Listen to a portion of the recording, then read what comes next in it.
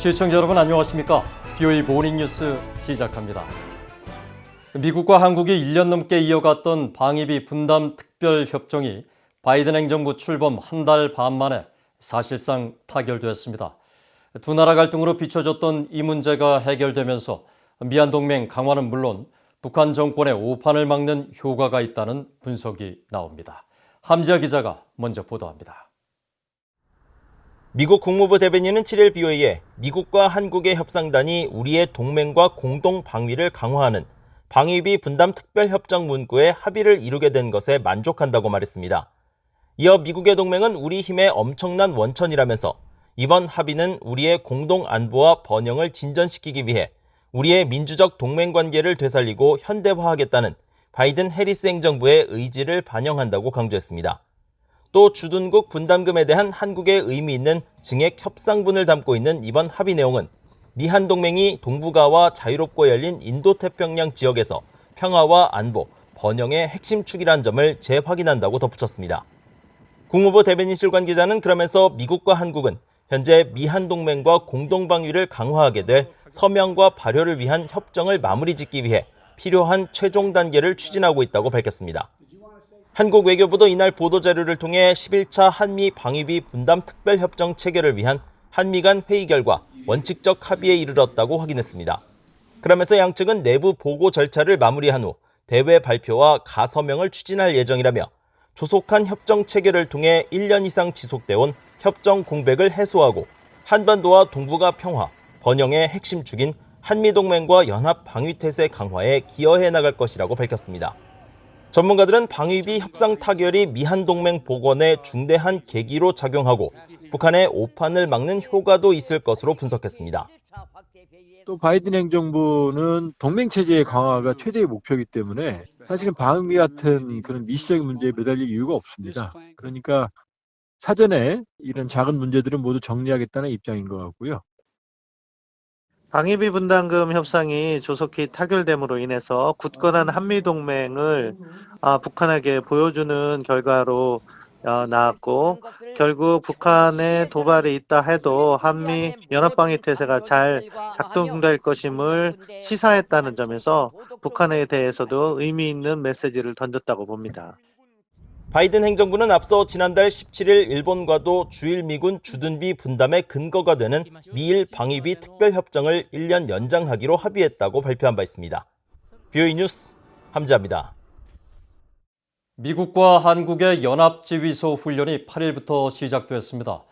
이번 훈련은 18일까지 진행되는데 신종 코로나 바이러스 감염증 영향으로 실제 기동 훈련이 생략된 지휘소 훈련 방식으로 실시되는 것으로 전해졌습니다. 안소영 기자입니다. 미국과 한국 군 당국이 8일부터 18일까지 올해 전반기 연합지휘소 훈련을 시작했다고 한국 국방부가 밝혔습니다. 한국합동참모본부는 신종 코로나 바이러스 감염증 상황과 전투 준비 태세 유지, 한반도 비핵화와 평화 정착을 위한 외교적 노력 지원 등 제반 여건을 종합적으로 고려해 훈련을 시행한다고 밝혔습니다. 예년의 일부 방어, 2부 반격 형태와 달리 참가 인원 규모를 최소화하며 야외 기동훈련 없이 지휘소 훈련 방식으로 진행되며 야외 기동훈련은 연중 분산에 실시하고 있다고 설명했습니다. 이번 훈련에서는 전시작전 통제권 전환을 위한 미래 연합사령부의 완전 운용 능력 검증도 시행하지 않기로 했습니다. 다만 미한 군 당국은 한국군 대장이 한반도 전구작전을 일부 지휘하는 예행 연습을 포함했습니다.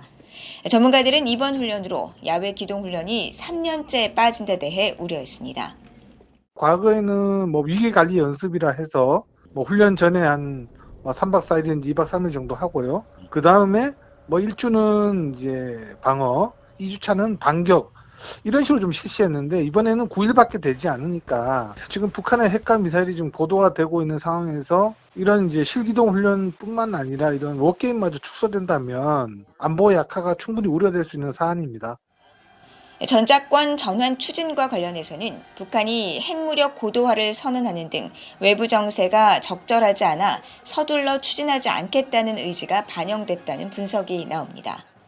전시작전권 전환의 조건에 해당되는 외부 정세의 그 환경이 적절하게 조성돼야 되는데 북한이 핵무력 고도화 선언을 다시 한번 재차했고 또 중국과 러시아의 군비 증강이라든가 여러 동북아 환경 자체가 여의치가 않은 부분들이 생긴 거죠. 그렇기 때문에 미국 입장에서도 상당 부분은 그런 외부 정세의 측면들을 고려한다면은 전시작전권 전환을 바로 일정대로 추진하기는 어려울 수밖에 없다, 이렇게 보는 거죠. 이런 가운데 일본의 가토 가스노부 관방장관은 정례 기자회견에서 한반도 유사시를 상정한 한미연합지휘소 훈련에 대한 북한의 반발 가능성과 관련해 긴장감을 가지고 상황을 주시하면서 미국, 한국과 긴밀히 연계할 것이라고 말했다고 교토통신이 보도했습니다. VOA 뉴스 안소영입니다. 바이든 행정부는 북한 정권이 핵무기를 사용하지 못하도록 강력한 억제와 봉쇄 정책을 펼쳐야 한다고 미국 하원 군사위원장이 밝혔습니다. 하지만 북한 정권의 행동 변화를 강제할 방법은 현재로선 많지 않다고 지적했습니다. 이조은 기자입니다. 미국 집권당인 민주당의 애덤 스미스 하원 군사위원장은 5일 워싱턴의 민간연구단체 브루킹스 연구소가 주최한 화상대담에서 바이든 행정부 미국의 향후 국가 안보 전략에 대한 견해를 밝혔습니다. 특히 북한에 대해선 핵심은 억제와 봉쇄 전략이라고 강조했습니다. So I think it's deterrence and containment. If we want to talk along the ways, I don't see particular harm in talking. But I think we need to really understand that when North Korea is concerned, deterrent and containment are key. 스미스 위원장은 이어 북한은 이미 핵무기를 가졌다는 점을 상기시키면서 북한과의 군사 충돌 방지를 위한 충분한 억제력의 중요성을 강조했습니다. So what we have to do is we have to make sure that conflict doesn't break out. As far as and a big part of the way we do that is to make sure that we have an adequate deterrence. That the South Korean military is capable enough, we are capable enough. 그러면서 북한의 핵무기 사용의 위험성을 경고하면서 북한의 김정은 위원장이 그런 생각을 조금이라도 한다면 김정은은 곧바로 사라질 것이라는 점을 알게 해야 한다고 강조했습니다. Understand, if you even for a second think that you're going to be able to use it, you're done. Okay? You will cease to exist and your regime will cease to exist. If you attack South Korea, if you even think about using any of those weapons. 스미스 위원장은 이어 최근 로버트 에이브럼스 주한미군 사령관으로부터 한반도 상황을 보고받았으며 현재 긴장 상황은 전보다 완화됐다는 점은 좋은 소식이라고 말했습니다. 한국과 북한이 서로 대화하며 방안을 찾으려는 노력들이 이루어지고 있다는 겁니다. 스미스 위원장은 그러나 북한의 행동 변화를 강제할 방법들이 많이 남아있지 않다고 우려했습니다. And we can all hope for the day when North Korea, changes. But I don't see much in the way of a forcing mechanism at the moment that we have available to us to force that to happen.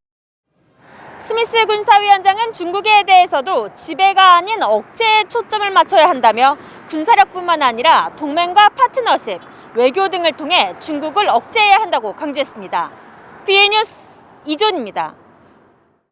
바이든 행정부는 외교와 경제, 국방 등 여러 분야에서 벌어지는 중국과의 경쟁에 한국과 일본의 포괄적 협력을 기대하고 있다고 미국 내 전문가들이 분석했습니다. 제임스 쇼프 카네기 국제평화재단 선임연구원은 최근 VOA에 일본과 한국은 미국의 가장 가까운 동맹으로 중국 도전에 가장 관련이 있는 나라들이라고 지적했습니다. 그러면서 미국의 기대는 한국과 일본이 중국과 때로는 경쟁하고 억제하는 광범위한 정책 접근과 노력에 미국과 진정한 협력을 도모하는 것이라고 평가했습니다.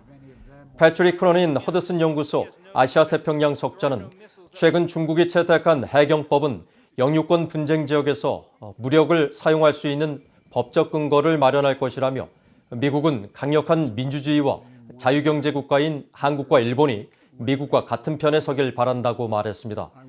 트로이 스텐가론 한미경제연구소 선임국장은 바이든 행정부가 국제무역규범 강화에 한국과 일본의 협력을 구할 것이라면서 중국이 국영기업에 보조금을 주는 행태를 근절하기 위해 세계무역기구 WTO 규범을 강화하려 할 때 두 동맹의 협력을 구할 것이라고 전망했습니다.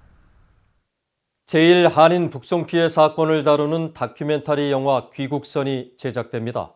이 영화를 제작하는 김덕영 감독은 지난 6일 서울에서 연 제작보고회에서 1950년대 중후반부터 1984년 사이 북한 정권과 제1조선인 총연합회, 일본 정부 사이에 진행된 제1한인 북송 사업을 조명해 역사적 진실을 알릴 것이라고 밝혔습니다. 김 감독은 오는 12월 개봉을 목표로 영화를 제작할 예정이라며 북송선이 강제성이 없었다는 주장 등 잘못된 역사 왜곡을 바로잡는 게 영화의 초점 중 하나라고 강조했습니다. 김 감독은 앞서 한국전쟁 이후 동유럽에 강제로 보내진 5천여 명의 북한 전쟁 고아의 비극적 사연을 다룬 다큐 영화 김일성의 아이들로 로마 국제 무비 어워즈 최우수 작품상을 수상하는 등 국제 영화계의 주목을 받았습니다.